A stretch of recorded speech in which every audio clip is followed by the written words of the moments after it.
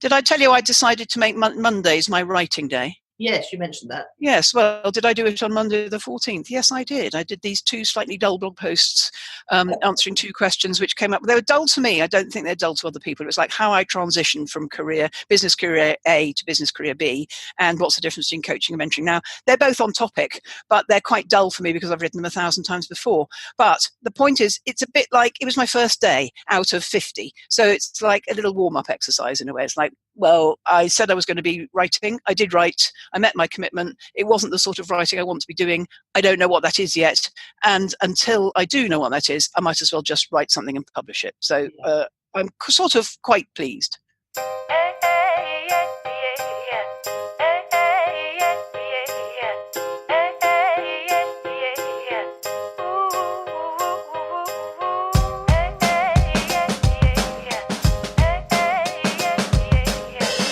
Welcome to Own It, Your Business and Your Life, with Nicola Cairncross and Judith Morgan. In this podcast, we're going to cover everything you need to embrace to become a successful entrepreneur, marketing, money, and much, much more. How to create a business doing just what you love. How to own it, your business and your life. This one will be fast, funny, feisty, and very lively. So sit back and enjoy the show. I'm gonna take my time.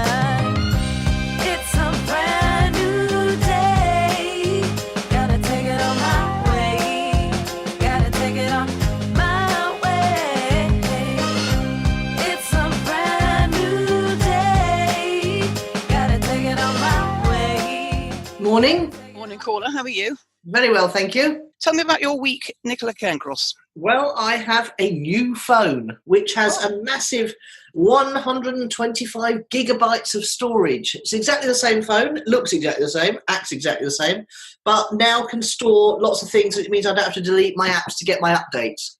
And that's a toleration zapped by someone else, Judith. Because I was going to say that's a toleration zapped, yes. Yeah, and it's fabulous. I'm still going through the good thing was when you put, when you swap over like that and back up from iCloud, it brings all your apps in, it brings all your settings in, but you have to still go through the pain of logging into everything, which is getting less excruciating with LastPass, because LastPass now lets you retrieve, you can just click the passwords thing and it pulls up LastPass and you can put the right one in.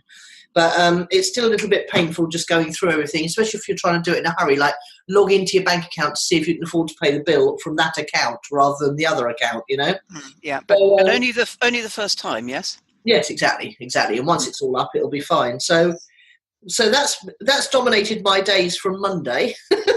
Have you spent a lot of time admiring it and playing with it and going, "Ooh, isn't it lovely?" and things like that? Well, no, I mean it's still the same. It looks the same and everything. It's just the fact I know it's a beast under the hood now. That's the thing. I suppose it's a bit like if you bought a car that looked very similar to your old car, but it was perhaps a little bit less shabby on the upholstery, and you knew that there was a Rolls-Royce engine under there. Oh, no, it goes much faster, and its performance is better in every way, and it's a 2019 version, and it's much better than upholstery, Nicola. It's Quippo.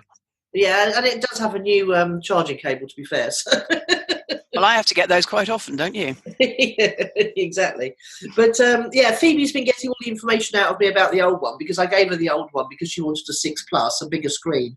But I suspect she's looking to list it on eBay quite soon, because she's been asking me all the relevant questions about it.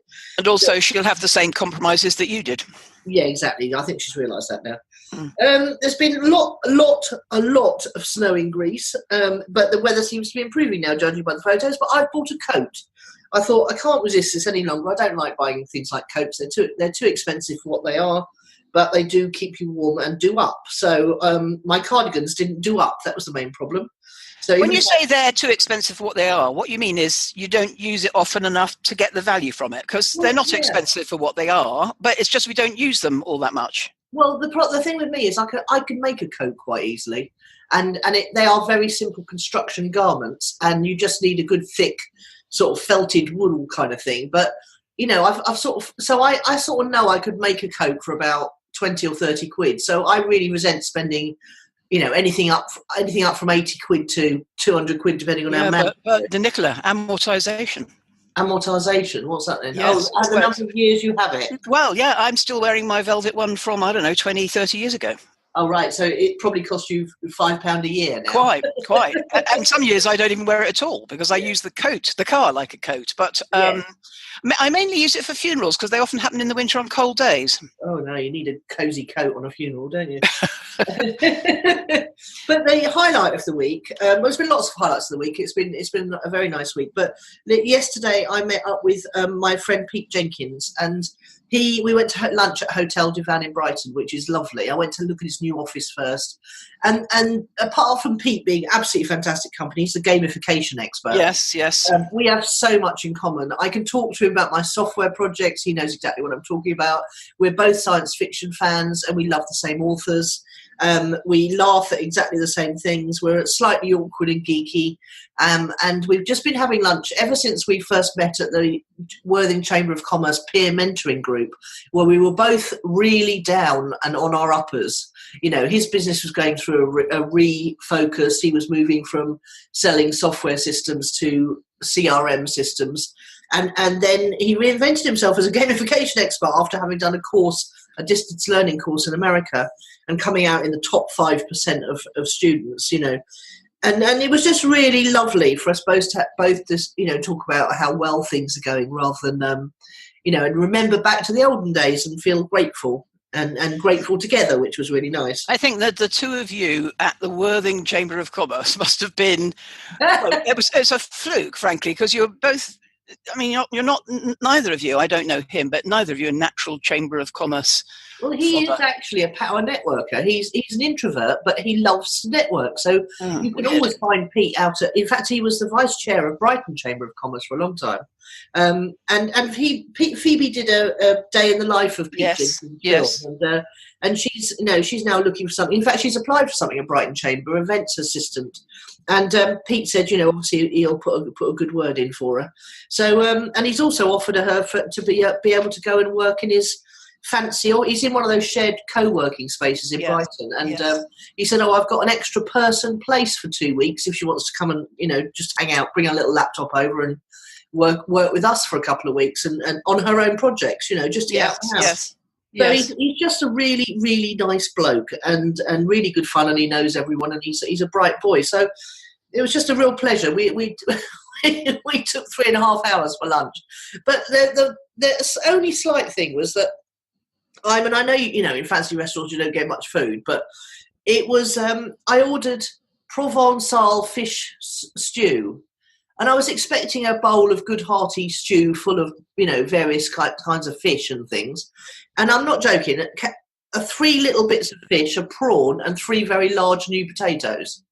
I looked at it and I said, well, that's visually disappointing, isn't it, Pete? And he said, yes, I would send that back if I were you. So I sent it back and I said, I'd like a bit less of the potatoey bit and a bit more of the stew bit, if you don't mind. But when it came, it just had more sauce. So I couldn't be bothered to argue by then. No. But that's pretty much it. That's my week. Ups and downs, but largely ups. Disappointing in the fish stew only. Yes, exactly. What about you? Well, I'm going to talk about work in this first section and in the next section, oddly for me. I've had a really nice week on the coaching front. Clients are trickling back, favourite ones, interesting ones, ad hoc ones. And the first person I spoke to on the 7th of January, who is, I suppose, was the first to take me up on Crazy Bespoke in a way, although she's a person I got to know in the West Country, and I lived in her house for a week before I came up here. She's a very nice woman. I like her a lot. But she's already achieved a £5,000 contract from that conversation we had on the 7th of January. Yes. Wow. I know. Well, it was in the bag already, but I helped her with how to. No, it was in Diviner Scroll already, but I helped with how to land it. So Crazy Bespoke's going really well. I'm up to 8 or 9 people. I still haven't had time to put it on my website or in my Setmore diary, which confuses them because they go there and they go, which category should I pick? And I go, anything. I'm just not ready yet. And 3 of them start next week. 2 of them are brand new. 1 a returner. What I really like about it is it forces them to pitch to me. And pitching, well, because the deal is what you want and what will you pay me, and so they have to pitch to me how much they'll pay me for me to go yes or no, and that's one of the things that my clients often find really hard. Yeah, people don't like to do that, do they? No, they don't, and to begin our relationship like that's really refreshing. And actually, so far I've only said no to 1 who wanted face-to-face, and I can't ever do face-to-face. It just doesn't make any kind of sense at all to me, because an hour to drive there, an hour to be with them, and an hour to drive back, I've lost my entire afternoon of coaching them. I mean, they need you to pay me 3 times as much. It doesn't. And also, you and I don't like working face to face with our clients. I'm certainly not my best friend. Body language. Oh, no thanks. Yeah. And I moved a client out of one of my groups and into her own personalised category, and I was slightly nervous with a call about her, but it all worked out very well. Nothing makes me so happy as ending a day knowing I made a difference to that one. It's very satisfying work. It makes me feel good about myself, and it makes me feel grateful that this is what I do for a living. Yeah, absolutely. Yeah. And there's been rather a lot of it this week, because mainly because it took a while for people to get going in 2019. And then, you get the message from the 5K contract lady in a PM that says, guess what? And I love it when they say, guess what? Because I know they're going to tell me something marvellous. Something really good, yeah. Yes. Great stuff. So now you tell us what's fueled your fire. Well, I'm still reading Story Grid and trying to work through that. I'm still trying to finish Andre Chaperon's course, and now the Curtis Brown course has arrived. And are you still in the UK, Nicola? Yeah, I am. I go back tomorrow. Okay. Yeah. Which makes, when I say those words, it makes my stomach lurch a bit with that dread and anticipation. Do you mean just of the journey? Yeah, well, just because I had such a difficult journey over here. Yeah. And I'm sort of not very laissez-faire about arrangements being as they should be now. But I'm going to check in today and make sure everything's okay. And it's a late lunchtime flight, so I don't have to be at Gatwick till a reasonable time. I don't have to get up too early. I could just get up, pack, get on the train, and be there. So it should be effortless. But and then I'm being picked up by taxi at the other end. I'm not looking forward to going into a dark house that hasn't been heated for a month, especially, as they've had such terrible weather. But I've got a very efficient duvet, so I'll just throw my suitcase down, get under the duvet and go to bed, and then get the fire going in the morning and keep it running all weekend, I think. One of your mateys would go in and prep that for you, wouldn't they? I don't know what they could do, to be honest, because it's all prepped, ready to light. I see what you mean. You're saying there's no heat other than the stove? Well, oh no, there are. There is a couple of electric radiators, yes. I wonder if I should get someone to go in and do that. Well, only an hour before you get back for an electric radiator, but I don't know if you've got a close neighbour with a key or anything. I do have a close neighbour with a key, but she'd have to go in about 4 hours before, but it would probably take about 4 hours to take the chill off. So, well, it might. Yeah. Yes. I'm not sure how I feel about electric radiators left on in the house when one's not there. Well, what can go wrong? Famous last words. Well, let's not say that out loud. Okay. No, okay. All right. Yeah. No. Well, I'll deal with it. I'll put the radiator on as soon as I get in my bedroom, and yes, it will. Yes, it will. And you'll be moving about a bit at that point, which does keep one warmer than settling down, doesn't it? Yeah. Anyway, I interrupted you. Sorry. Go back to what's fueled your fire. Well, yeah. So basically, I've the other thing that's fueled my fire is I came home from lunch at Hotel du Vin yesterday, and I whacked up a website for Phoebe. So I've still got it, Judith. I can do a website in under 3 hours with all of the bells and whistles, buttons for people to pay, follow-up emails through MailChimp, etc., etc. So, okay. So I did that because she had a business idea and we wanted to test it as inexpensively and quickly as possible. So she now has a new website, and I'm feeling pretty, blowing on my hands and so that's it really. I've just got to get to grips with my new course, finish my 2 old courses, and I'm looking forward to getting settled into that next week when I'm back in Stupa and things are quieter and not so much fun to be had with the children.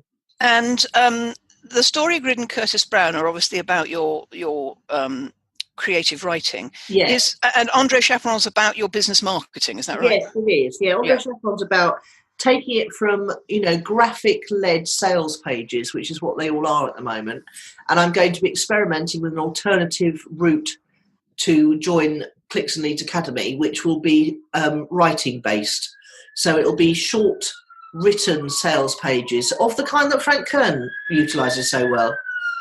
In that you lead people through a story, and how far they get through that story determines how interested they are, and at the end of it, the only option is to click and join.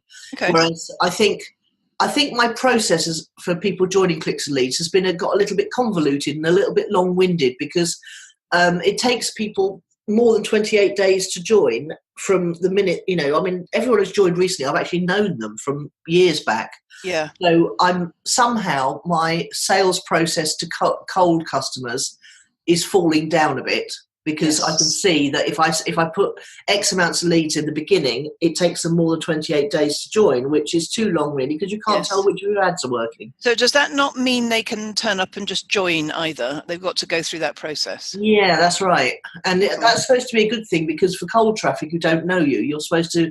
It's still too long, though, isn't it? Yeah, but I suspect it's all got a bit too long-winded and complicated. Yeah. So I'd like to split test a new funnel, which I'm going to do very straightforwardly with Andre Chaperon's method, and see if that brings people to join quicker, earlier. And the short written thingies, where do they appear?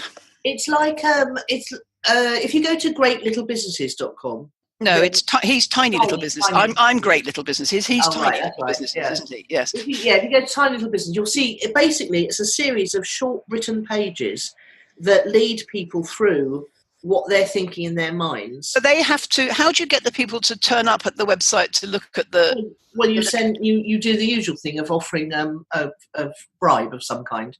So no, I mean, how are you driving traffic to the first one of those? Well, what I've done is I've combined two of my books. I've combined How to Market Any Business Online, which still attracts leads. Yep. And I've combined that with how to with the other one. What's it called? Yes. Be Everywhere Online. Yes. And I've created a new book called Attract 3.0. Yes. And so I'm going to actually be driving traffic to a sales pitch for the book. Well, not even a sales pitch. It's going to be on the front page of my website. And then I'm going to people who buy the book for $4.95. I'm going to put them into this written sales funnel to come and join Clicks Leads Academy. And how are you getting them to look at the bribe in the first place? I'm not asking the right questions here. Facebook ads or... Facebook ads and Google ads. Yes, okay. Yeah, because there's a lot of people actively searching on Google for social media strategy, social media plan, social media template. So that will bring them to the book, because that's essentially what the book is. And then I'll take them from there. Yeah, okay, good. All right, so shall I tell you mine? Yes. Similar in a vague sort of a way. A really interesting chap booked himself into my online diary last week for yesterday, and I didn't know him from Adam. And he followed the new route, which is people clearly Google something, find me, read none of it, and send me something via the contact. Send me something via the contact page. Who are you? What do you do? What do you charge? And how can I talk to you? All of that's on the website, but none of them read it anymore. It's old. He's 32. It's older than a millennial, but it's a new demographic, which is I can't be bothered to read your website.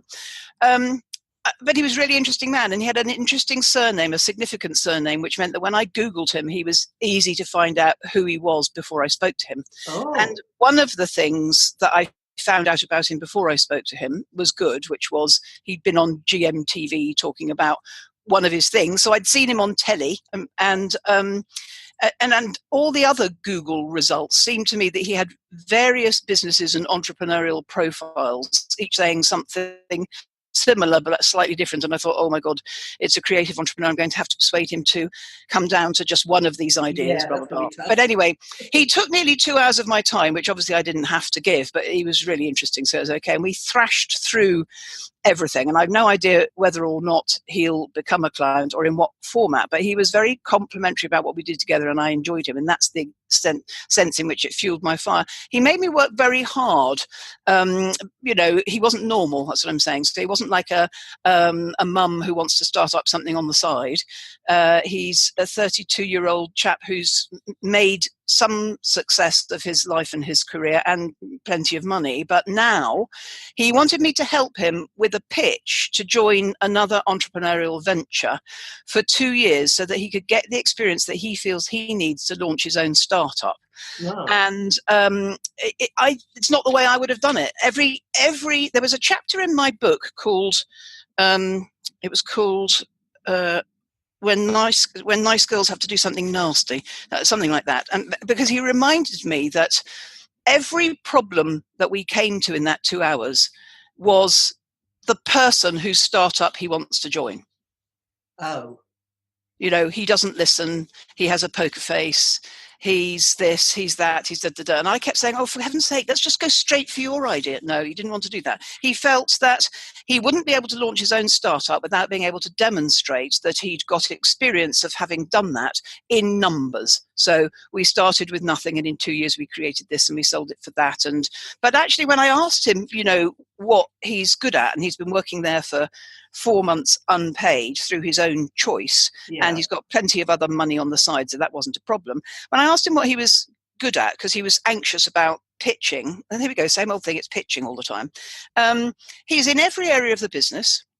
And so he's already got experience of pitching. Their clients are, the current brands that we all know. So he can stand in front of the senior management of those firms and pitch. He's not afraid of that. He's got a great personality. He's made the product better. He's a people person, whereas the other boss isn't.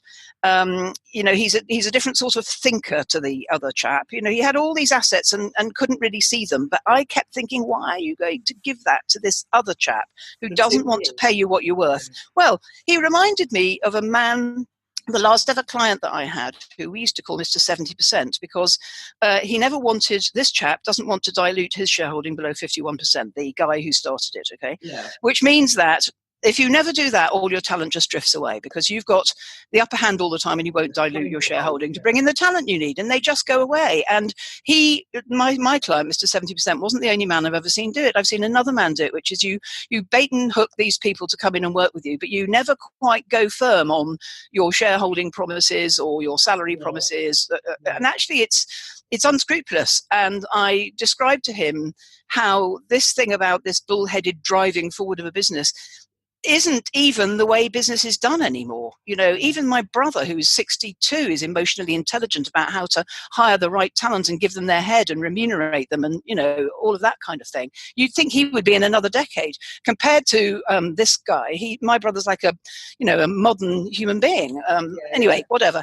I kept saying, let's just go for your thing. Let's just go for your thing, because I was excited by his thing. No, I've got to go and get this experience so that I can hold my head up in a venture capital meeting. Well, okay, all right. Anyway, so that's not true, actually, because no, I agree. I agree. Vaynerchuk always says no, I totally agree. But he doesn't feel he did a year on his own in a similar thing, which wasn't as good actually as his current entrepreneurial idea, but he found it lonely and slow. But anyway, the point of this story is it made me appreciate the value of what I know, how I can help. Plus, and this is key, how much a conversation moves a person on in their thinking. And he said as much as well, which is, this conversation's been really valuable. You've changed my mind already. There was a point where I said, look, you've worn me down.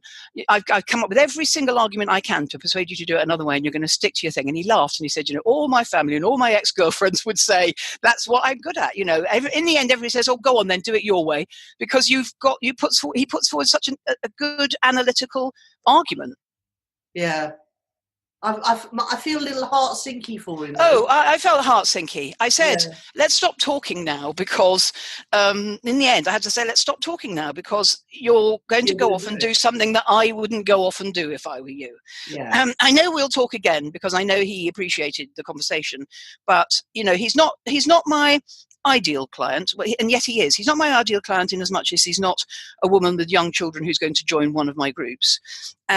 He is like the chap, the chap that wrote John Parkin, the guy that wrote John books in a consultation whenever he needs to pick somebody's brains, and this guy is one of those. And maybe that's a better way for businessmen, in a way, which is to reach out when you want to talk to a woman who gets you.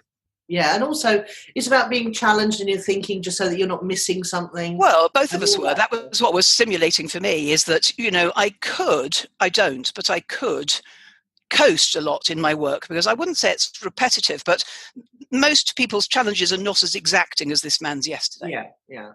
So actually it was very stimulating. It fueled my fire, because it made me realize the value of what I know, how I can help, and this thing about how much a conversation moves a person on in their thinking. And that's what I always want to do, even when I'm retired, even when I'm on sabbatical. If somebody wants to have a conversation where it can be transformational, I'm up for it.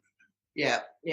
That's my favorite thing, and it's pretty much what you did with Pete, isn't it? Which is, the two of you, when you were describing what you did with Pete, you don't often meet people who get you in different areas of your life. So he gets you in your work, he gets you in your sci-fi.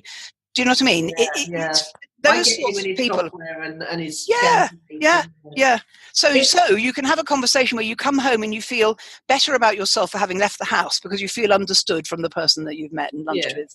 In fact, he's promised to come if he goes to, because he does a lot of stuff in Athens. So he's promised to drive down and see me next time, which would be nice. Nice. Okay. But he said he paid me a big compliment at the end, which was nice. He says, a lot of times I go out and I meet people, and after about 5 minutes, I think we're done here.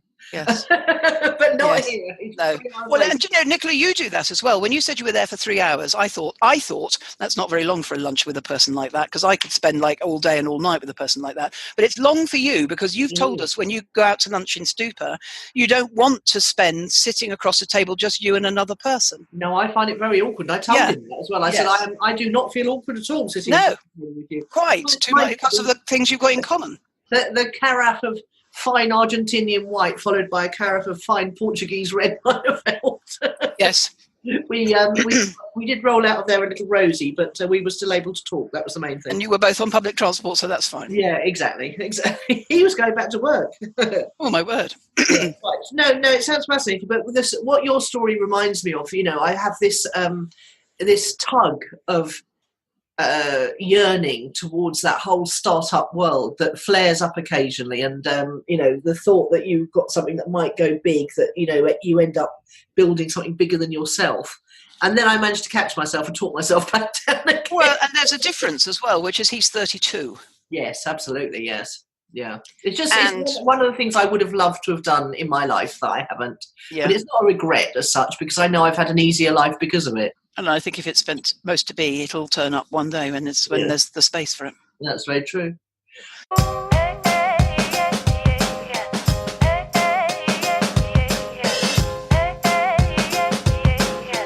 Right, now we're going to do Focus of the Week. I'm not sure that you're prepared for this, but we might have to do some editing around this. But this is what I would like. This is what I'd like to talk about, and this is how I'd like it to go, approximately. Okay.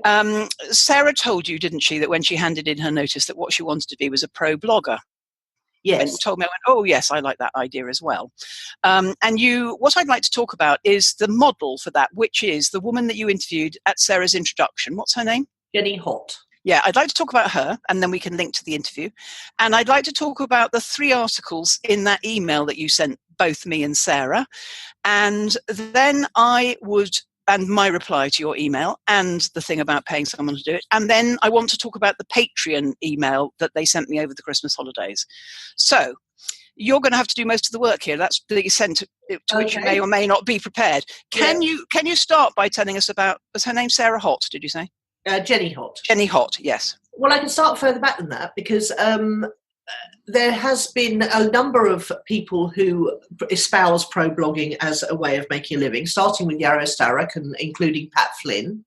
And in fact, Pat Flynn did a niche site Duel. If you do a search for niche site Duel, DUEL, then you can find a case study that he did where he started researching a new niche, and he went through a number of options, and he talked about why he chose the one he did, and he ended up doing food truckers, because food trucking is, there's a massive groundswell of people selling food from trucks in both the UK and in America. They go to different malls and parking spaces and things like that anyway. And he knew that food truckers would not have much business sense, and anyway, he ended up doing a whole content site about food trucking, and he started it from scratch, and he made it into a very successful business. And that's essentially what we're talking about here, is a niche site where it's very content driven. And can I stop you there? Can I just stop you there for 1 second? I'd just like to make a distinction, which is that Pat Flynn and Yarrow both didn't stop where I think Sarah and I might, i.e., they then leveraged all of their pro-blogging into a business that pays them in other routes as well. I don't think that's Sarah's plan, is it? It's to make a living simply from blogging. Well, okay, so in order to make a living simply from blogging, you have to have a site that's niche, and in Jenny Hott's case. In fact, if you search JENIHOTT, you'll find an article. In fact, I did an interview with Jenny Hott on Business Success Factory. If That's what I'm saying. Well, no, we're going to link to it. Yeah. Okay, good. Okay, well, we've got a number of resources to link to. Yes, we have. And she took herself off to Mexico. She realised she didn't want to work for anyone else. She wanted to work for herself. She took herself off to Mexico, and she sat and she created content for a health site. Now, when I say created content, she wrote fresh original content, which is important, but I think she might have also gathered content, curated content from other places for the site. Mm-hmm. Because the thing that these content sites need is a lot of content. Yes. And we're not just talking, and it's got to be consistent. It's been proved that Google rewards consistency, and thus it was ever so. Yep. So if you start by putting up 10 articles a day, you better carry on putting up 10 articles a day. And if you're going to tail it off, do it very, very slowly. But Jenny says that you get to a certain number of pages, and she never did mention the exact amount because obviously she's got a course that teaches people how to do this. And Google rewards you with page views. I'll give you a good example. The Writing Club World site I've started is going to be largely user-generated content because people will be uploading their stories to it. The stories will go into a top 10 and that will constantly be changing. So it's about things that are constantly changing. User-generated content is always more popular with Google. So forums work really, really well. You've got to keep a lot of content and you've got to keep it going. And then you make the money by having AdSense around your content, whether it's in a block of little text ads or whether it's in a long display thing down the sidebar or if it's something at the bottom. And again, that's an art in itself. And there was a bunch of people I knew, the Vernhams particularly, who in up to 2006 made an awful lot of money by churning out these little niche content sites with lots of content on and covering them in AdSense. And the AdSense, as I say, it becomes an art because you find out which positions on the page get most clicks on your ads, and you're trying to pick niches that are they were trying to pick niches where the cost per click was high, so lawyers and doctors and things like that, because you get paid a percentage, nobody knows exactly how much, but it's roughly 50% of the click that someone's prepared to pay for. So it's a content site driven by advertising and you get paid. So obviously the more pages you've got with advertising on, the better it is. So I have a question already. Can I ask it? Yeah, absolutely. If I've got 1,450 blog posts on my website and 1,000 of them are quite old, can I put AdSense on the old ones that nobody reads anymore? Or if you put AdSense on, is it all on or all off? Well, you can't. There's absolutely no point in putting AdSense on pages nobody reads. Well, I'm not saying they don't. What I'm saying is I don't want it on my current content. I can't see any reason why it shouldn't be on my older content. You could do that, but can you do it by a cut-off date? Can you say yes? Once my blog posts become a year old, put AdSense on all of them. There must be a script that would yes. do that. Okay. But I can't see that you're going to. No, I know you can't. I know you can't, but I can. That's the question, really. Was there is whether you can put AdSense on posts of a certain age and not on more current stuff? Okay, I mean, for one thing, 1,400 posts is a tiny number when it comes to big content sites. Well, yes, it is and it isn't, because one of your articles you sent that I want to discuss in a minute, the most attractive is the business model is around having 365 good ones. Pillar content, kind of. No, we'll get to it in a minute. Okay. We'll go into those 3 articles that you sent, because the first 2 are the big version, and the third one is 365. And when I read version 1, I thought, I can't do that. I read version 2, I can't do that. 365, oh yeah, probably could do that. But you've got to look at the date of those articles. I was sending those articles. No, we can do all of the things that you recommended. Let's not get into the detail yet. Okay, right. Keep talking. Well, that's pretty much it. I mean, okay. I have tried on many, many occasions to create niche content sites. And my problem is that if I'm not interested in it myself, I can't make myself do it. I agree. Jenny Hott was able to push through and create a massive, and she's been Google certified as being $1 million blogger. So Google has given her awards and things for being, someone who earns more than $1 million a year from her. Well, let's talk about that for a moment, because actually those articles that you sent me through to have a look at, which we will link at as well for anybody interested in this. The first one was, I think, not a huge sum of money. The second one was $3,000 a month. They were very livable sums of money if you were Sarah, for instance, setting off to create an income of your own through a niche site. I mean, actually, it's a tall order, but they're not $1 million. Is my point. There was 30. No, absolutely no. Yeah. The first one was $10,000 a month, wasn't it? And the second one was $3,000 a month. Yeah, exactly. Yeah. See, I think you've got to take those articles with a pinch of salt. You've got to look at when they were written, because Google algorithms changed massively. But the other thing is that it's hard to do something, and if you're not interested in the topic. I agree totally. Do you remember when we all learned to do sort of pure internet marketing, where it was about getting an ebook written about hiking or something? And then none of us could do that, because we just weren't interested enough in knitting and hiking and dogs and all sorts of things like that. But if you were, I mean, I don't know what Sarah's niche will be.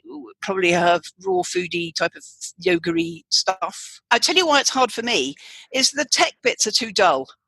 What tech bits? Well, in your list, when you sent me the 3 emails, you summarised down the bottom, you've got to do this. Oh, boring. All I want is, I don't even want to make it about a niche. I just want to blog about anything I'm interested in. And I don't think that's a business model, is it? Well, it is if you structure your blog posts in a way that Google are going to reward you with traffic. I have several blog posts that bring me a lot of traffic. In fact, the majority of my traffic comes from 3 blog posts, because they are structured in a way, what's called pillar content. If you do a search for Six Figure Mentors, which is a multi-level marketing company that teaches people how to become internet marketers and supplies the tools for that, then you will find that my review of that is constantly in the top 3 on Google. Do you see what you've done there? You've been very strategic. I didn't mean to be, actually.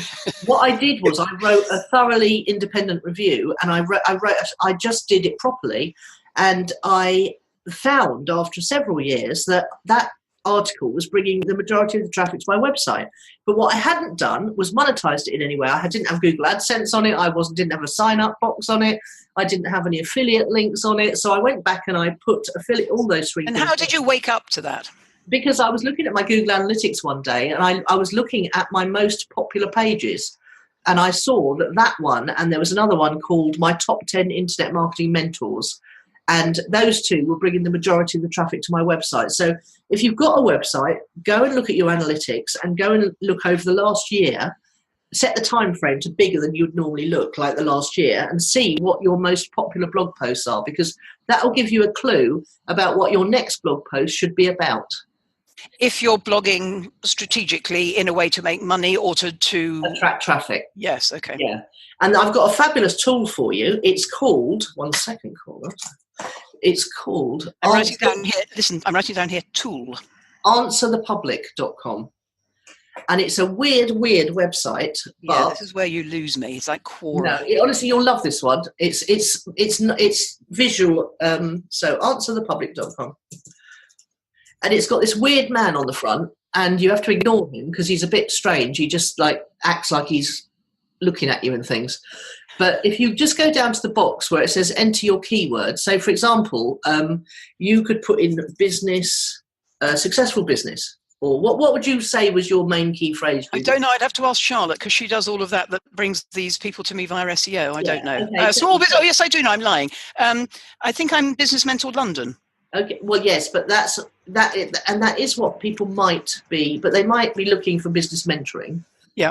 So you put the question in, and then you scroll down, and it's quite unintuitive, this site, because it's been made by techies. You have to scroll down to get the results, and they don't show immediately. But what it does do quite nicely is show you a visualization of what people are typing in to Google and something else. So what is business mentoring? What does business mentoring mean? What is business mentorship?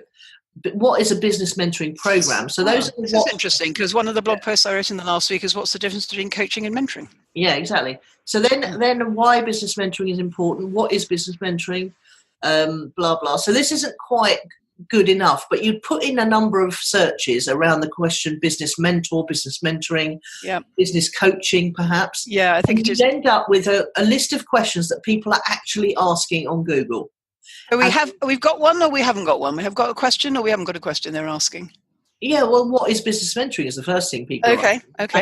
And then what is a business mentoring program? So what you do is you structure your article on your website. Yes. And these would be the subheads of the different parts of it. Okay. So you're looking for an article that's about 1,000 to 3,000 words. It's got a number of headlines, subheadlines within it that are around the topic. How does business mentoring work? It's telling you basically how to structure your article and what questions to ask. I understand. Now, you love I forget what you call it, a framework or a... I do, yes. Yeah, and I don't, you see. That just feels like a straitjacket to me. Now, absolutely, but this is an important point, because a professional blogger, Jenny, or let's hope Sarah, is going to have to get into it's going to have to wear this straitjacket. What I suggest you do is that you write a blog post as you would normally. So let the creativity flow, and then I would then come back and put the subheads in at the certain points of where you've written about something that's relevant to the headline. And that's where I said to you, could I pay somebody to do this? When you summarised it down the bottom. Have you got that email handy? If not, I'm going to open it. Yeah. No, Hang on. No, I've got it handy. Yeah, I've got it handy, because you summarised those 3 articles that you sent us, and you said, here we go. Each of your post articles should be targeting a key phrase and have some key elements to be found in Google. And then you give us 5 bullet points: simple writing and at least 800 words long, key phrase in the title, 1 or more of the subtitles, first paragraph, last paragraph, tags, alt tag on the image. 3, multimedia. If you embed a relevant video in the post, it seems to help. 4, some occasional pillar content, long posts of around 3,500 words. And 5, deep links to other relevant articles on your site. And I wrote back to you and said, I could pay somebody to do that with all of the old content. And you went, oh, no, it's not quite as easy as that. We've got to update stuff and don't change dates or something. You lost me on the dates thing. But the point I want to make here is you've got to be, it's not really, it's a very business-like way of making money, not a particularly creative way of making money. That's what I would say. Well, I think a lot of the pro bloggers would disagree with you, because what they did was they just started writing content around their topic. I mean, think of all the pro bloggers who do travel blogging, for example. They go and just write articles about where they've been, and those articles naturally have lots of words and phrases. And the other thing, Google looks for things like, if you've got an article about riding saddles, for example, they're going to expect you to use latent semantic indexing key phrases like stables, or curry combs, or brushing your horse, or plaiting tails. There are lots of phrases around your core phrase.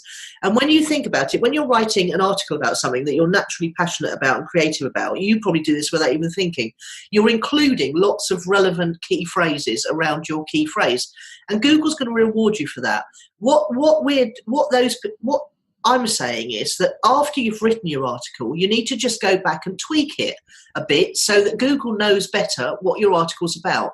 And then occasionally you need to write these big pillar articles, which you tend to do quite naturally. Yeah, I'm not worried about pillar articles, could easily do that. I'm worried about all these boring structural bits, and I'd like to pay somebody to do that. That's what I'm saying. But the problem is that you have to do a little bit of research first, otherwise you're not going to know how to instruct these other people on what key phrases are your key phrases, etc. And then they don't come out of the content of the article. I think I could have a VA that could partner with me very nicely on this. Yes, but okay, so here's the thing, right? Your VA hasn't got a blooming clue what key phrases you're trying to get your site to rank. No, but if I get a VA and I have a 3-way conference with whatever Charlotte's using for the SEO, and then we can agree between us. I'm not thinking of a moronic person. I'm thinking of somebody who understands this a bit. Yeah, okay. Well, that might work. I don't really want to do this myself. I just want to write, really. But I am drawn to the idea of it. And then the detail puts me off. Now, that's not the same with other areas of business, interestingly. So I just think it means it's not the right one for me. The brilliant thing about Sarah is that she is quite techie and she does understand things like this. And I don't think it would be boring for her. And she is a good researcher at that sort of stuff. Let's take her in theory. In theory, and because she was inspired by Jenny Hott and understands much more, not only does she understand techie better than me, she's actually more able with tech better than me. So she is well placed if she can bring herself to do it. And going back to that article, which I think this is the best one, your email, I mean, how just 365 blog posts or less, it should say or fewer, is all you need to become a successful blogger. Well, it's all you needed back in the olden days to become a successful blogger. Do you think that's quite old? Let me click on it and see how old it is. Hang on. Because you see, then you can do one a day effectively, which is a very workable workload for somebody like Sarah. Let's talk about when you did one blog post a day on topic around being a business person or a business mentor and coach. I don't think it was on topic to that extent. It was written by a business mentor, but I didn't write about business for 365 days of the year. I couldn't. I mean, actually, that's what was useful about the man yesterday. I've forgotten most of what I know about business until people ask me. And that's why I wrote this week I have written, well, I'm leaping ahead, but I have written 2 blog posts on topics to me that are really dull that I've written about a lot. But the reason I wrote them was because a client asked these questions and nobody reads your website anymore. So you might as well carry on posting current, rotating the same approximate 10, 20 topics all the time. Absolutely. Because people don't, except for Google, nobody reads the old stuff. Yeah, and the other thing that you're doing by rotating the core 10 or 20 topics, which actually could come out of your research on Answer the Public, is that you're making your website not only have much more content, but it's much more tightly focused, relevant content, which tells Google overall what your website's about. So you're loading up the... But then I'd have to put AdSense on in order to be a pro blogger, because actually doing what you've just said just brings me more of what I've got already, which is how I've used blogging in the past, which is to bring clients. Attract clients, absolutely. Yeah, but that's not what this model's all about. It's about making money. And that's why I was making the distinction about Pat Flynn and Yarrow, because they've leveraged it into people paying them for other things, whereas Jenny Hott and Sarah, and in theory me, are just making money writing. Yes. And the difference is that the people who just make money writing make money because they have pages, they have a lot of pages on their website that are all around a key topic. Well, interestingly, this article, the third one, the one I like best, that I definitely will link to, the 365 blog posts, is only dated February 2018, so not all that old, actually. Or it might have been written in the olden days and it's been brought up to date. And maybe. And I hope that it's still a valid business model, and I don't see any reason why it shouldn't be. No, I agree, actually. All you need to do is make sure that when someone arrives at... Because you've got to think of each blog post as the front page of your website. Yep. Because when people arrive at it, that's the first thing they see. And as you've proved, people do not go off and look around the rest of the website. So you need to have... In fact, from a business point of view, this is an interesting conversation, because it means you need to have everything you want people to see on that page, that front page. I do have that. I do have that because a blog post is just, I've got the same, headers, footers, sidebars on every single page. Yes. Which is what blogging actually began as an easy way to make a website that would have the same headers. Indeed. Sidebars. Absolutely. Yeah. And that's how sort of WordPress hooked us all, wasn't it? Yeah. But there are people, I mean, I've been looking, as I'll tell you in the next section, I've been looking on Upwork, and there are people who describe themselves as content writers who will apparently write to you original content about, and that's the thing that just makes my heart sink, is the thought of writing over and over again on the same topics. I don't know how people can do that, but apparently there are people out there who will write you original articles who aren't spinning, that whole spinning thing where they just... take someone else's article and spin it into a new one. Yeah. They actually do go and write original articles about the topics you give them. And I don't know how they do it, but they do it. And apparently you tell them the key phrases and they will write an article around your key phrase with all of the ancillary phrases that go with it. So, and do you know what I think? I think there are places where that works. For instance, that might work. I know you're not in the market for this, but that might work on writingclubworld.com or whatever it's called. I am in the market for that. That's exactly do you see? So because people proposition me with this every day and I ignore them because they're offering it to me for judithmorgan.com, and I don't want anybody else's voice on my eponymous website. Yeah. Now, if I had a niche site or a craft site or a hobby site or another site on the side, I might consider other people writing the content for me. Yeah, and that's my plan, is to hire someone to... In fact, my next VA will fill up her spare time doing content for Writing Club World. And the thing is, we know this works because when I put Writing Club World up, I put it up with about 5 articles about writing clubs and writing groups. And within a day, I was getting traffic from Bing. And within 2 days, I was getting traffic from Google. So obviously they come over, they index your site and they index your articles. And those weren't even original articles. I borrowed them from other sites. I credited the other sites. I linked back to the other sites. I didn't put the whole article on. I just put the first few paragraphs. And so that's another thing is you can get... Well, we definitely know it works for traffic, don't we? Yes. What are we talking about here? We're talking about a website that's got lots of pages that attracts traffic who then click on the ads on the page. Yeah, that's the difference. And the point we haven't made yet is those ads are going to be relevant to the content of that page. And that was the clever thing about Google AdSense was they started feeding ads through that reflected what you were writing about on your page. So it looked like it was part of the page and it added value to the viewer. Yes. And the interesting thing about this, and it's a bit like the conversation I have with a lot of clients, which is, if you're brand new and you're starting at something, self-employed, you've got to pick something that's going to interest you for, I honestly think, a decade, to be honest, because you and I have been blogging for 2 decades. Yes. Right. And so there's a cumulative value to the content that you're creating. If you're going to create a niche site, and so you've got to pick something that's going to interest you for 1 to 3 years. Yes. Because, so what is it that you're interested in that you could write about and you would never lose interest in? Well, actually, currently, because we talk about this a lot on this show, we would never lose interest in anything about writing. Right. Well, so here's a couple of things that come up for me when you said that. Okay. One is that not everybody likes to write, and you can actually have a very effective business website without a blog on it at all. I would suggest that you do. Which would be what? Video? Well, okay, so here's another thing. You can actually just go and find videos on YouTube that are relevant to your visitors, put them onto your blog post, embed them into a blog post, get them transcribed, and put the transcription down below. And there you go. There's blogging without you having to write a word. So now actually you're a content person. You're a content curator. Yes. You're a manager of content. Yes. Not a creator of content. Yes. Now I think that's more feasible for quite a lot of people who probably who are quite techie and probably don't think they are writers. Yeah, because and the reason you're going to win with that strategy is that nobody else has transcribed that video, and you're the only website in the world with those written words on it. So and you transcribe somebody else's video, or are there copyright issues? No.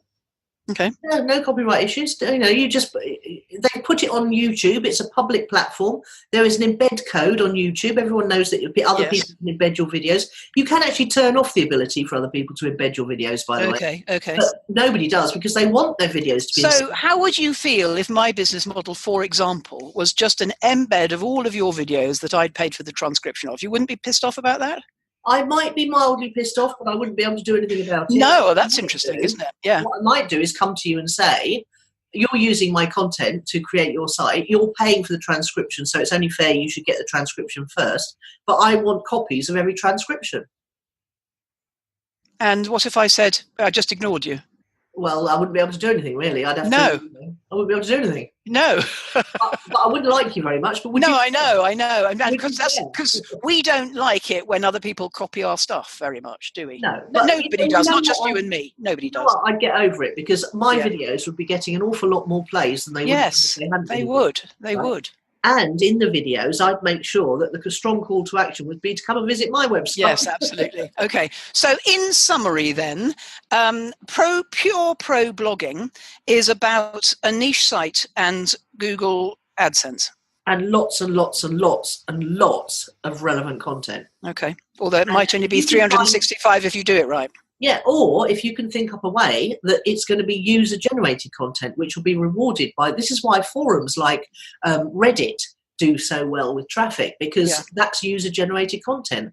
If you can have a forum on your site, which is where I'm going to go eventually with Writing Club World, is, I'm starting with content, then I'm going to go to a forum. But you have to get forums going, you have to moderate them, and you have to get them going, and you have to get a critical mass of people using them, or they just look like, tumbleweed ghost towns. Yes. So you've got to get a critical mass of traffic going before you can do a forum. But then once you've got a forum with user-generated content, it's happy days. It does it itself. Yeah, the original model for Writing Club World apparently had millions of page views and 6,000 active members. It was the millions of page views that attracted my attention, because you put Google AdSense on millions of page views, you're making an extra passive income there. Yes. Which can go on forever. Well, that's what it does in this one. One or other of these I'm going to link to in this article. Is it breaks it down. If you want to make $3,000 a month, you've got to make 100 and something quid a day. And in order to do that, if you make, $1 from each click, you need 194 posts or something. It's quite mathematically. I liked that about that. Yes. It broke it down. Like when we used to talk about property investing. Yeah. And things like that, and passive. Yeah, it really did break it down and make it sound achievable. Yeah. Yeah. There's lots of ways to do it, but what you've got to do is you've got to be interested, you've got to start, and you've got to realise it's going to take a while to build up, and keep going. Well, that's like any business. Yes, but people don't think that. They think if they put a website up, it's all going to happen, and they don't have to do anything after that. Well, maybe they do, but I think we've made it quite clear that that's not what's on offer here, haven't we? No, absolutely. Yeah, cool. Anything else you wanted to cover on this pro-blogging thing? Oh, yes. I've just shut my email now, which is a shame. I was going to tell you about a really useful email that I received over the Christmas holidays from Patreon, because this is another way of being paid to blog, let me just tell you what they sent me. I've got it here. It says, ready to get started on Patreon. And the reason it's addressing me like that is because I've started a profile ages ago, but haven't finished it off, haven't published it. I've had the same email. I haven't read it yet. It's a really interesting thing, because not only does Patreon have something called Patreon U, which is not my favourite thing, but basically it's full of useful information to go and help you do this right. But it offered me 4 things in here, at least 2 of which were very compelling. The different business models, I can link to this post as well, the different business models that you can use to make Patreon work, one of which I think works as a pro blogger. I've clicked on it, but let me go back to the article, the thing they sent me. It does a step-by-step guide to get you prepared for launch. There's a very scientific calculator that projects how much you might earn, and a bunch of tips on different benefits to offer your patrons. Well, they're the 4 things you really need to get your head around, but you could make $3,000 a month if 600 people paid you $5. So the Google AdSense thing isn't the only way. I think you could be paid to create content on Patreon, and it's getting quite mainstream now. Whereas when we first knew about it, it was all a bit obscure. Yes. And the thing about Patreon, I think, is that you can actually use them as a payment gateway. So if you want to do a membership site, for example. Absolutely. Well, in the different business models article, that's it. A membership site is one of the prime ones. Yeah. In fact, sorry, I beg your pardon. Let me just finish. 6 membership-based business models you can use on Patreon today. Woohoo! Yeah, no, it's good. I think definitely people should go and have a look at it. The course, Andre Chaperon course I'm on, they're interviewing the lady, the creative pen, Joanna. Yes. We're interviewing her soon, because apparently that's one of her main revenue streams on her very, very high traffic, very, very high content website called thecreativepen.com. What Patreon is? What you saying? Patreon is one of her main business models. Yes. She's an expert on Patreon. Yeah, and interesting you talk about one of her main business models. If you get it right, you only need the one. Well, that's right, but she also has... She's another leverager, yeah. Yeah, she's got lots of courses for writers, which are very good, apparently. Yes. So, yes, the thing is, you get into the fun of it, and then why stop there? So you're looking for something that you can just do one thing and stop, and that'll be enough. But most people, when they get to the point of success, they just think, oh, what else can I do for fun? Yes, I've never really got that. I think, once you've made it, maintain it, but put your feet up on the desk and have a life. Now, because I don't want to sit any more in front of the computer than I have to. But I think for the purposes of the discussion of becoming a professional blogger, you should look at Patreon these days, not just at the old ways of doing it. Yeah, absolutely. Yeah, that's my point I wanted to make. But I will link, in the show notes, I will link to everything that we've discussed that's useful for those that care. Yeah.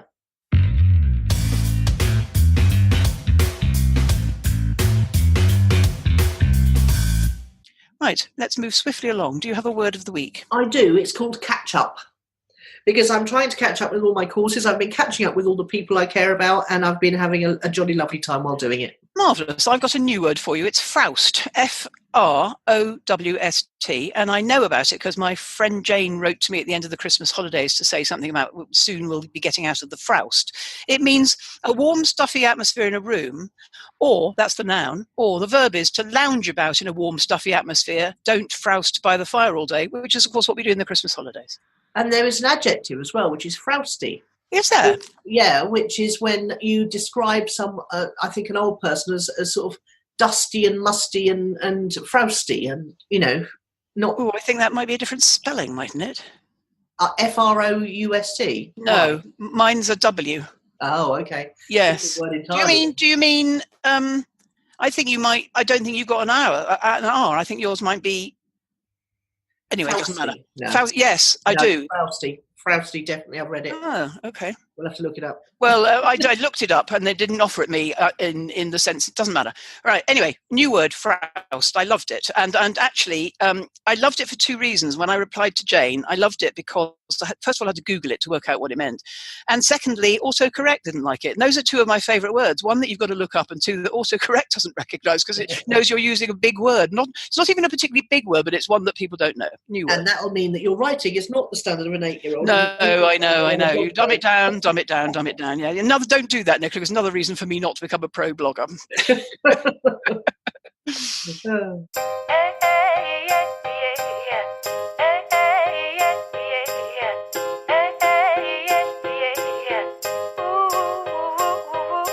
Now, tell us about your PUs.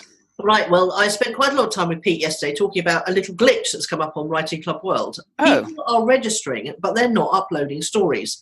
And somehow that is causing a software glitch where you get to the point where you've uploaded your story or not, and then you go to review someone and you're not offered a new story to review because there aren't enough stories to go round because of something to do with the algorithm and how many, stories getting credits and things. I don't really understand what he's saying, but I dimly grasp what Has he told you how many you need? Well, he said if everyone who's registered uploads one story, there won't be a problem. And how many people have registered? I'm thinking you could get your writing club ladies to upload 3 each, and that might hit the target. Well, exactly. It might undo the log jam, as it were. Yeah, exactly. 70 people registered and only 6 stories. So I can't understand why nobody's uploading their stories. But I was talking. Well, I can. Well, because I might be more interested in reading other people's first before I know the standard and whether or not I could afford to put mine up. Said and Steph said, so that's obviously what it is. Yeah.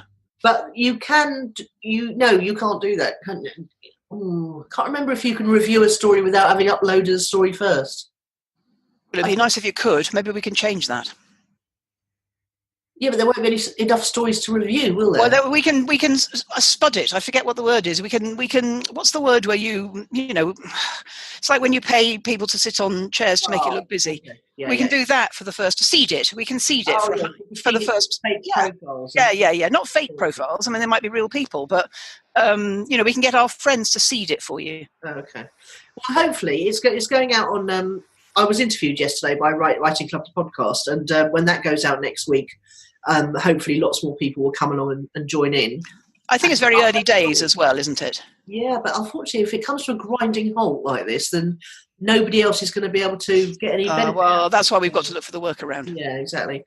Anyway, apart from that, on the other side of things, I'm looking for a replacement VA, and they are plentiful indeed. I've come across one particularly shining specimen in the Philippines. Lots and lots of replies from the Philippines. I'm not massively keen on the Philippines because of the time zone. Yeah. But there is one sterling reply where her personality shines through to a large degree, like Patricia's did. Well, you see, that makes it, if the personality is right and everything else is right, it makes the management of the time difference worthwhile. Yes, and then there's another one whose personality also shines through, and she's from Russia, and she's a graduate in PR. So I'm thinking that might be quite useful. Yes, indeed. PR skills. I'd definitely be testing them. Yes, I'm not quite sure how to do that yet. I think it's going to be, funnily enough, after all we've talked about today, that they go and find some content for Writing Club World and get it up there and format it and find a picture for it and make it look great and follow my instructions on SEO and see if they do follow my instructions on SEO. Perfect. And yeah, that will be a good test, I think. What about you then? Yes, I'm not sure whether I told you last week or whether I've made up my mind since last week, but I was asking myself all last week, how am I going to show up as a writer in 2019?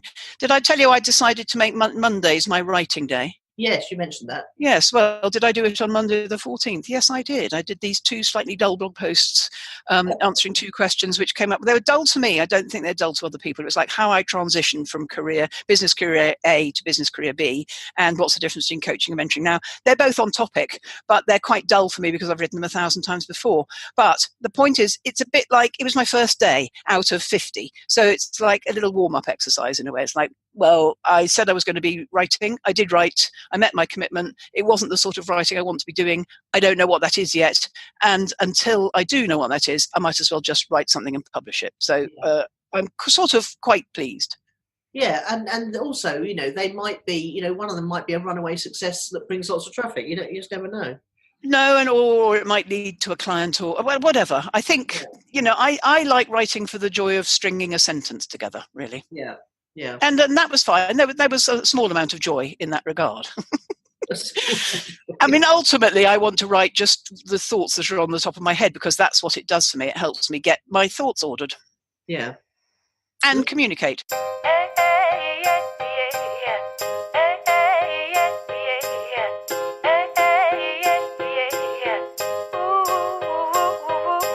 Right, now let's do who or what's impressed. Ben Fogle. New Lives in the Wild. I watched the first one of the new series 7 last night, and he went to stay with an old woodsman who is also the world's leading expert on building log cabins. And he was in Arkansas, USA. And it didn't look very promising, I've got to say, initially, but I found it very moving towards the end. Ben and this old boy, who is half blind and about 70, 80 something, who is not going to be able to stay in the wild much longer. He's got 2 mules. And, mules are funny things. They're like horses, but not quite. He's doing lots of dangerous stunts with building things and sawing things up with chainsaws and going out in the woods on his own with his 2 mules to cut down trees. And Ben was obviously, and they just made a connection, and it was just very, very moving when he went to go. The old boy had tears in his eyes. Yeah. I'd like to keep him. Sorry, what did you say the show was called? New Lives in the Wild. It's on Channel 5. And Lives. This was an old life in the wild.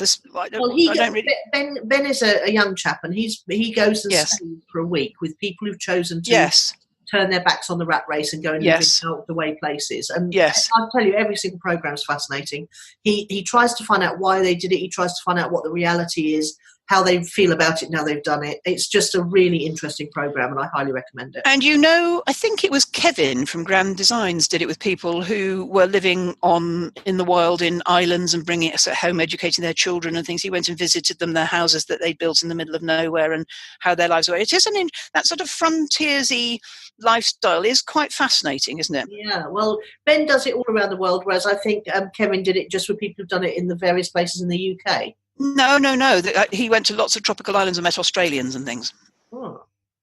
Okay. Bit like, you remember that man we interviewed that brings up his children in the world, whatever. Yes. I do think it's a fascinating thing. Now, it's Arkansas, darling. Arkansas. Oh, is it? Yes. No, it's spelt like that, but we say Arkansas. Oh, okay, fair enough. It was a Sundance family, by the way. 6 children. Yes, that's it. Yes, I mean, and then they there is a film about a man do you remember, it was a film starring Viggo Mortensen about a man who brought up his children in the wild as well. We are endlessly fascinated by watching from the comfort of our centrally homes, people who rough it. And you know what? It works the other way, because I come back and I was sitting on a bus in Brighton and I was looking at all those people like teeming ants going through Churchill Square, and I was thinking, I couldn't live like this anymore. No. I want to live somewhere where I'm not one of a teeming ant. I'm, except perhaps in the summer. If you remember, the first thing that I noticed when I got back to suburban southeast London was the commuters walking up the road in the morning. Yes, streams of them. There weren't a lot, but it's like, I haven't seen one of those for a long time, a commuter. Yeah. Now, who or what's impressed and inspired me is a bit of a sad story this week, and both of the people well, both of the other people I know who are seriously impacted by this are listeners to this show, and they are Sue Revell and Sharon Gaskin, which is the impending retirement of Andy Murray due to injury. Oh, yes, that's right. And his tearful interview that he gave to the journalists in Australia. And particularly, in a way, it's an ending, but it might be a beginning, because he's such a marvellous human being and feminist. He's the man that takes on, probably because that strong mother he's got, he takes on all the journalists when they say you're the first person ever to done this. No, I'm the first man. The women have done it. Serena and Venus have done it 4 times before me each. There's so many different ways that you could admire him, and it took us such a long time to learn to love him, given the relative shortage of his career due to ill health. He's got to stop at 31, whereas Federer's still going at 37. We wasted far too much time at the beginning thinking we didn't like Andy Murray. Yeah. It wasn't until he cried on the centre court we all went, oh, perhaps he's nicer than he looks. And now we admire him, and now his career's been cut short. You remember I told you about the client in the money gym, the ballerina, where the retirement age is, in your 30s. They're all the same, these professional sports people, but he wasn't ready to go. He's been playing in pain for a long time, and he just couldn't hide it anymore. So, he's also sets a good example by a man in a macho career crying on the television. Yeah. Well, more men crying on TV, that's what we need. Yes, and there's been this big thing this week. Have you seen it? The fuss about the Gillette advert. Oh, yes, yes.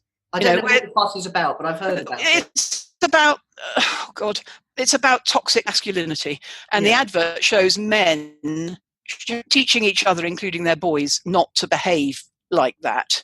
And, whether or not that's an appropriate message to be putting across if you're trying to sell razor blades or whatever. But anyway, so we're impressed by Ben and Andy for different reasons this week. Yeah, did you see the other backlash, which is that it's thrown up and highlighted that women pay 4 times as much for their razors as men do for theirs? Well, they can do if you buy the pink ones, but there's no reason not to buy the blue ones, is there? No, that's true. Anyway, I am largely untroubled by these questions nowadays. I've certainly never taken a blade to my body either. I'm a waxer. But no, let's go there, Nicola. Now, we've rather over. That's our second rather long one, so let's nip off quickly, and I'll see you next week when you'll be back in Greece. Yes, I will. I hope the travels go safely and speedily tomorrow. Okay. All right. Thank you very much. Bye. See you, babe. Yeah, bye. How do they do it? Not a care and suffering. Wanna step into their world. You've been listening to Nicola Cairncross and Judith Morgan. The podcast is called Own It, Your Business and Your Life. Do come and visit us at ownitthepodcast.com. We'd love to hear your feedback. You can find out more about Judith and visit her on her website at judithmorgan.com, and you can find Nicola at nicolacairncross.com.